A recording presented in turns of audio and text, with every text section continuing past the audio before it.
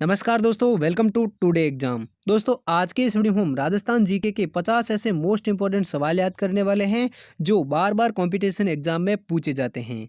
अगर दोस्तों आप भी किसी कंपटीशन एग्जाम जैसे पटवार, रीट, एसआई, फॉरेस्ट गार्ड, ग्राम सेवक जैसी परीक्षाओं की तैयारी कर रहे हैं तो इस वीडियो को लास्ट तक जरूर देखें और इन सभी प्रश्नों को जरूर याद करिए, क्योंकि दोस्तों ये सभी प्रश्न हैं जो एग्जाम में बार बार रिपीट होने वाले मोस्ट इंपॉर्टेंट प्रश्न हैं। इसलिए इन सभी सवालों को आप भी जरूर याद करें। तो दोस्तों देखते हैं पहला सवाल है, राजस्थान की स्थलीय सीमा कितने किलोमीटर लंबी है। तो दोस्तों इस सवाल का सही जवाब हो जाएगा ऑप्शन है सी, यानी राजस्थान की स्थलीय सीमा की जो लंबाई है वो है 5,920 किलोमीटर। कितनी है? 5,920 किलोमीटर है जो राजस्थान की स्थलीय सीमा की लंबाई है।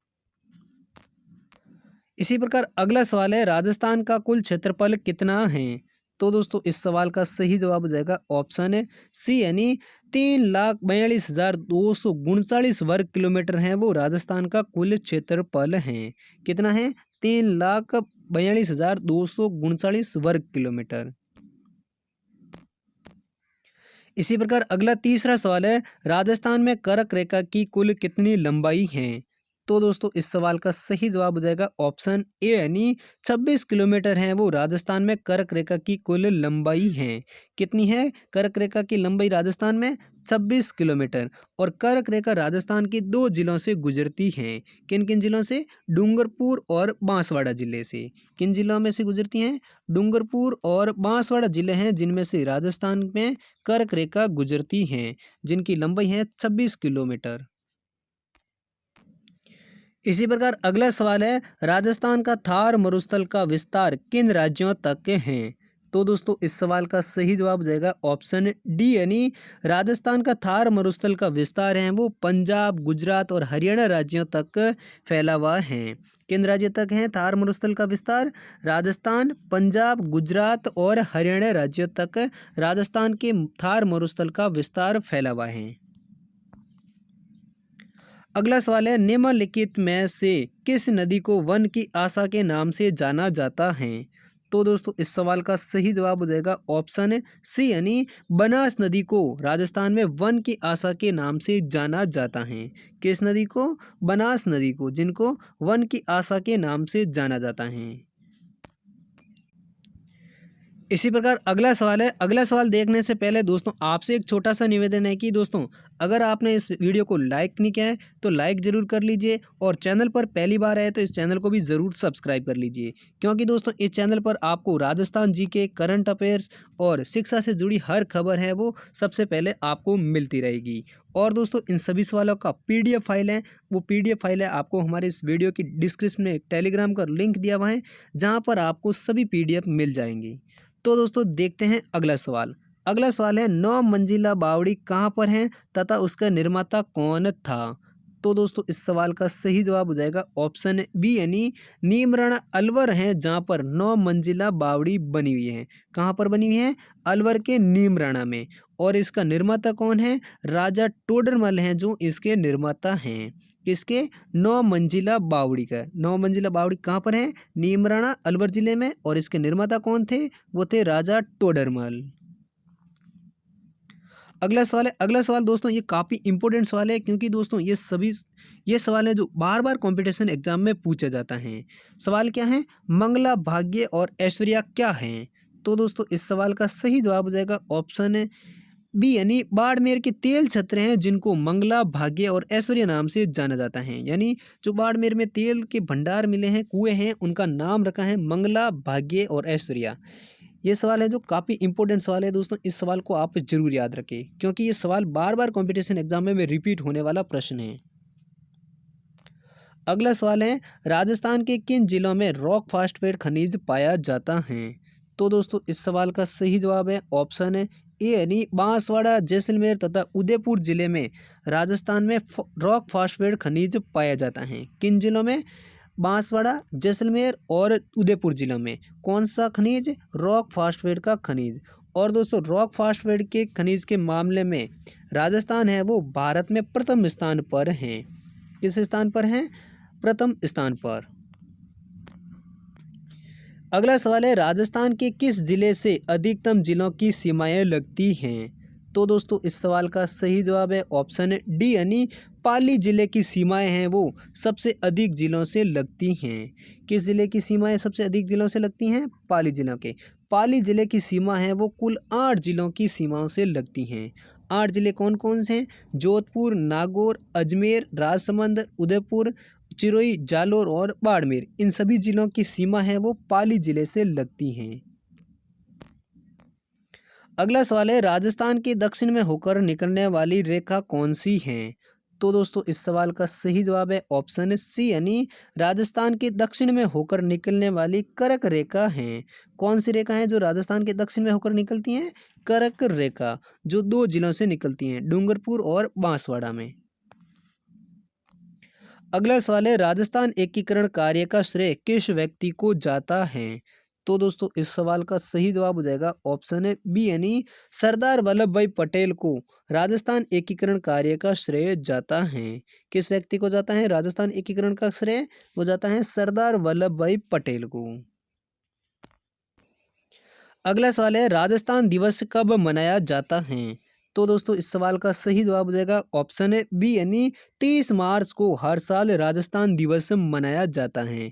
क्योंकि 30 मार्च 1949 को राजस्थान में जोधपुर, जयपुर, जैसलमेर और बीकानेर रियासतों का विलय होकर वृत्त राजस्थान का निर्माण होता है। इसलिए हर साल 30 मार्च को राजस्थान दिवस मनाया जाता है। कौन सी रियासतें थी जो 30 मार्च 1949 को मिलकर वृत्त राजस्थान का निर्माण हुआ था? जोधपुर, जयपुर, जैसलमेर और बीकानेर रियासत, इन 4 रियासतों को मिलाकर 30 मार्च 1949 को राजस्थान वृत्त राजस्थान का निर्माण हुआ था। इसलिए हर साल 30 मार्च को राजस्थान दिवस मनाया जाता है। अगला सवाल है, पद्म श्री कृपाल सिंह शेखावत का संबंध किससे है? तो दोस्तों इस सवाल का सही जवाब हो जाएगा ऑप्शन है डी, यानी ब्लू पोट्री से संबंध है कृपाल सिंह शेखावत का।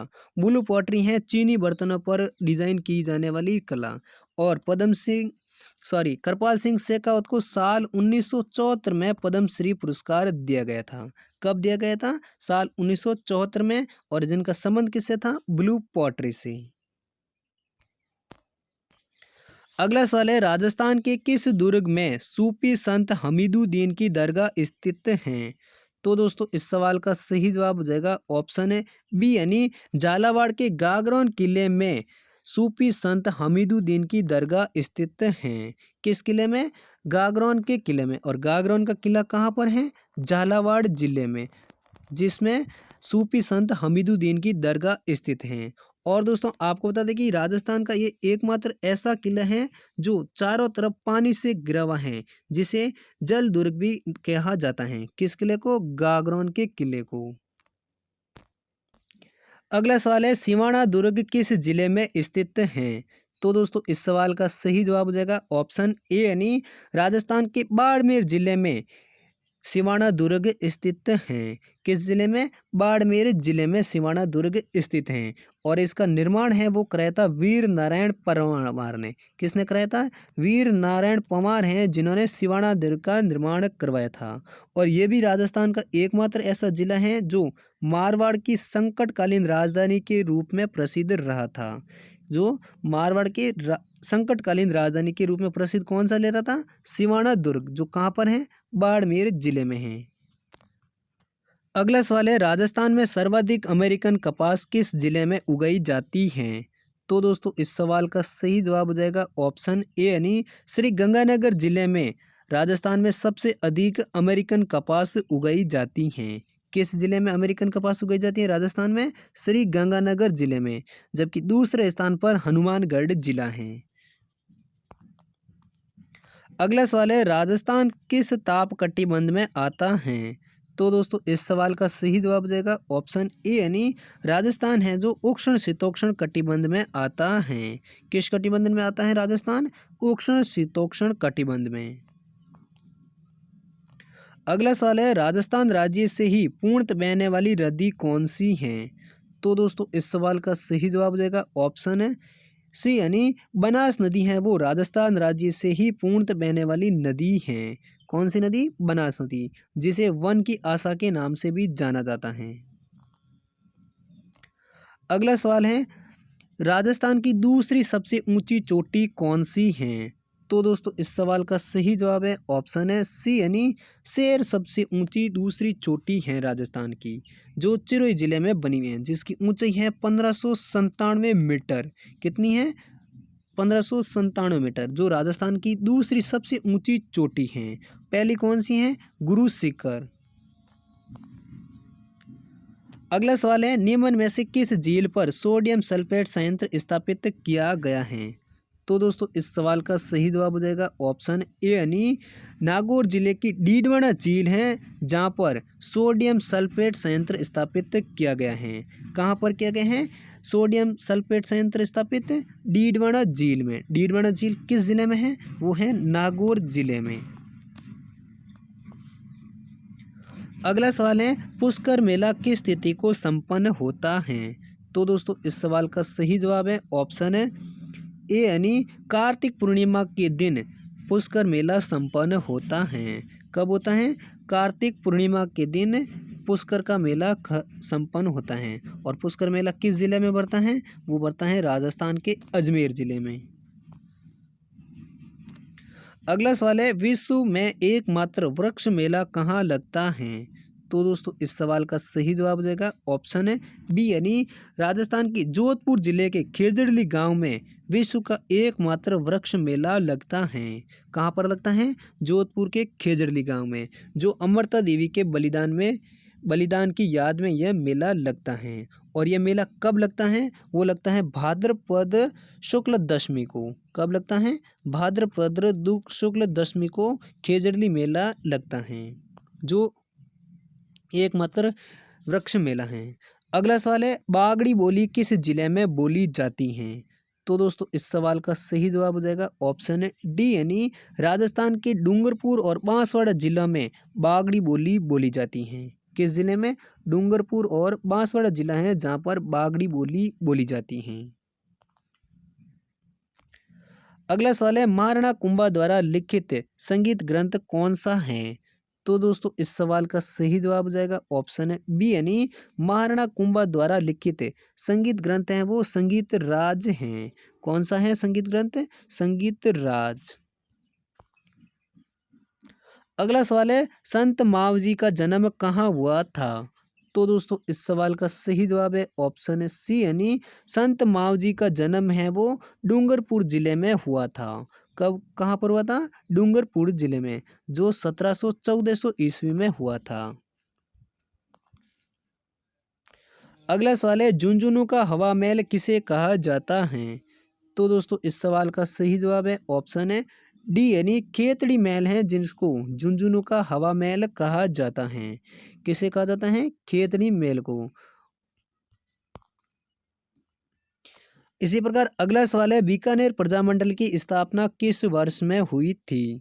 तो दोस्तों इस सवाल का सही जवाब हो जाएगा ऑप्शन है डी, यानी सन 1936 ईस्वी में बीकानेर प्रजामंडल की स्थापना हुई थी।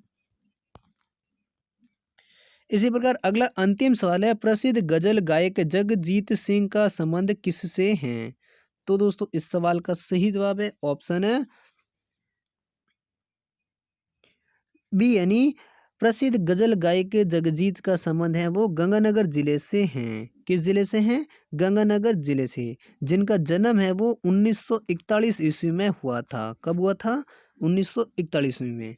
तो दोस्तों ये थे राजस्थान जीके के 50 मोस्ट इंपोर्टेंट सवाल, जो बार बार कंपटीशन एग्जाम में रिपीट होने वाले प्रश्न थे। उम्मीद करता हूँ सभी सवाल आपको अच्छे से याद हो गए होंगे। अगर याद हो गए तो इस वीडियो को लाइक करें, अपने दोस्तों के साथ भी शेयर ज़रूर करें, और इस वीडियो को और चैनल को भी ज़रूर सब्सक्राइब करें। और दोस्तों हम मिलते हैं अगली वीडियो के साथ, तब तक के लिए जय हिंद, वंदे मातरम।